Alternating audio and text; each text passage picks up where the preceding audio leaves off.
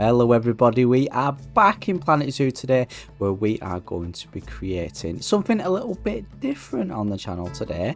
And with everything I create, we start off with the main structural piece, as you can see me creating here. Once we have that in place, we can just duplicate it over, do a little rotation trick, and boom, we've got a circular building. And that's the kind of look I went to go for. You can see me just getting those pieces in place. Now, it was a bit fiddly, and I did take a little bit of inspiration, which I will talk about later on in the video. I created somewhat like two buildings and then an in-between building. You would have seen from the little showcase and the little trailer at the start of this video how it came out looking. But stay tuned to the end and you will see how it fully came out looking, the whole of the inside, as well as what lights we added to the building itself. And this is an amphibian building. This is kind of like a conservation centre slash amphibian centre. I don't know what you would call it, but I wanted to create a building dedicated to the amphibians. And I think we've got about 6 or 7 amphibian species within Planet Zoo. Forgive me if I'm wrong. Comment down below if I'm wrong. Tell me how many there is if I am wrong.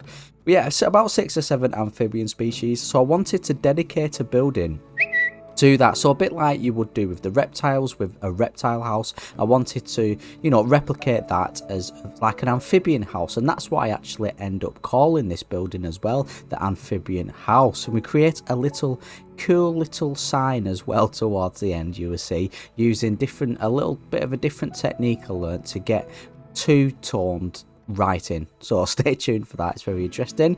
And yeah, I'm really happy with how this building came out looking. You can see it's quite a modern building, and you know, if you've watched any of my videos, I like to create stuff what does look quite modern and quite unique structure, quite unique architecture, so to speak. And you can see me now just creating that inside building. We've got one of the main buildings where 4 exhibits will be located, and then we've got this in-between building where our guests can walk from one of the main buildings towards the other main building. We ended up adding a couple of interesting lighting options as well. 2 big windows for our guests to see out into the foliage options, what we end up placing throughout the video, what you will see. And what I'm doing here is just trying to line everything up, trying to get everything perfect. And it was a bit fiddly because it's a curved building. If you ever work with curves or circular stuff in Planet Zoo, it can be a little bit fiddly, especially when you're doing it off the grid like I'm doing here. And now just putting the floor in. I tend to stick with the plaster pieces a lot. 1, because they always look modern, and 2, because they're recolorable, so you can have them any color you want, and it just seems to fit any scenario. So that's what you can see me here, just using the plaster blocks what are not on the grid, and just lining the floor and giving it that lovely modern look on the floor, as well as the plaster pieces here as the walls. And some little bit of modern architecture with the difference in colours with the brown. And that's the kind of colour scheme I went with as well. Flush white and then like a light colour brown. And yeah, I just think the colour scheme really worked well with the modern theme what I was going with.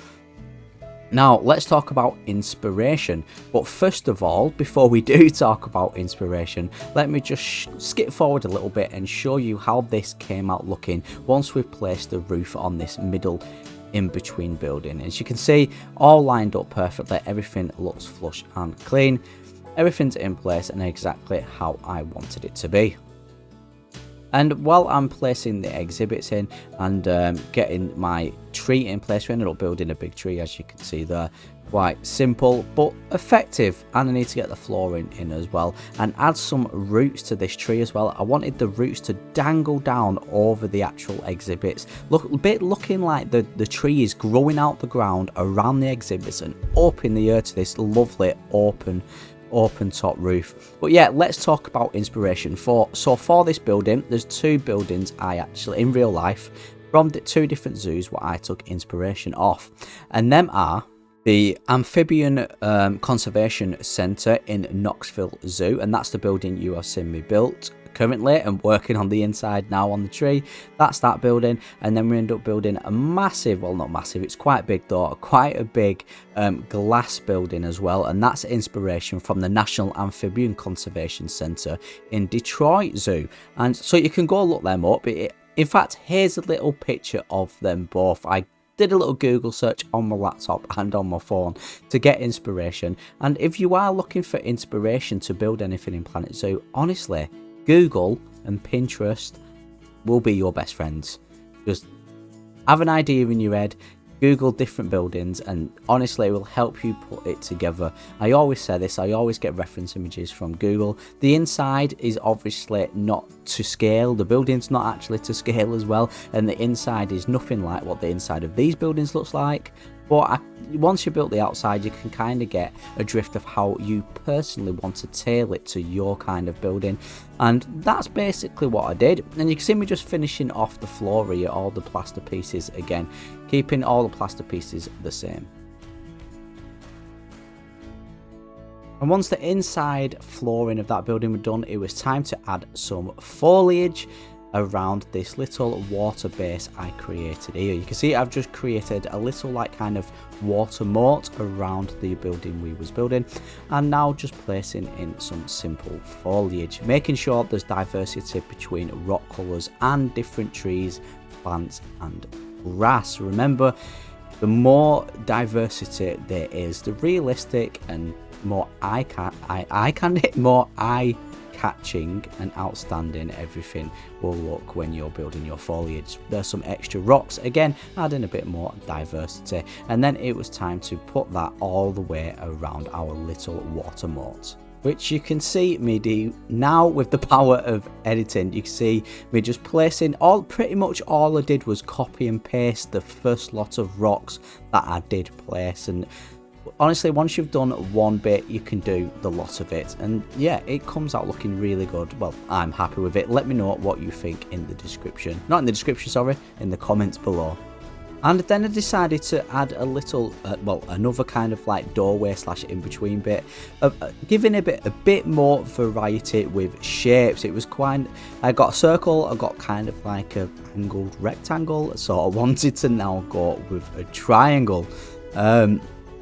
And I wanted to do this roof design, and I love doing this. If you watched any of my builds before, you've seen me do it before, and it's using this lovely grass. I think it became in the aquatic pack, and just adding it as like a roof, a roof design really. And then the main building, it was the entrance and the main kind of like, what would you call it, greenhouse. It's a bit like a greenhouse, isn't it?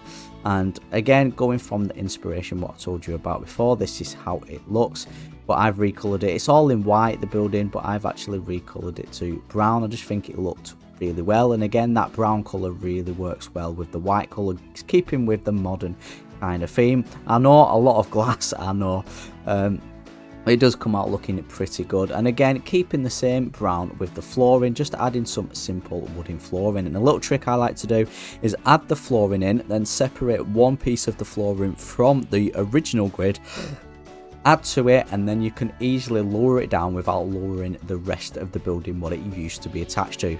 Hope that made sense. I said that a bit quick. And then adding the exhibits in. And then I'm going to fast forward a little bit here, but I'm going to show you what everything looks like in the end, don't you worry.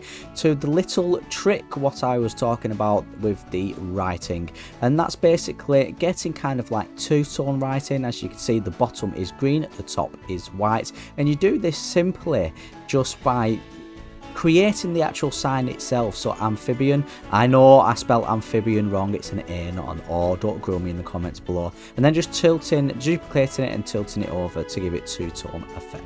And it is complete, and this building is available on the Steam Workshop. It's on my page, a link in the description if you want to download and have it in your own zoos. Let's have a quick look at nighttime here. Again, just simple lighting. I didn't want to go over the top. I also didn't want that much lighting on the outside. I really wanted to light up the inside for our guests, just trying to keep it more realistic. And yeah, just lighting in the floors, a bit of basic lighting as you can see. I also added some screens and a nice little tree area. It's up to you what you put on the screens. I'm personally probably going to put stuff like, you know, knowledge about amphibians on there. and then a nice little hallway. You can see the lovely lights what we've added as well, the different coloured lights on the left hand side, just giving it kind of like a fun look. And then the lights in one of the main areas, which is where 4 of the amphibians live, and just lighting up this tree with some spotlights as well. And that brings us to the end of the video. All my links, Twitter, Instagram, everything you need, as well as the link to this building on my Steam Workshop will be found in the description box below. Let me know what you think.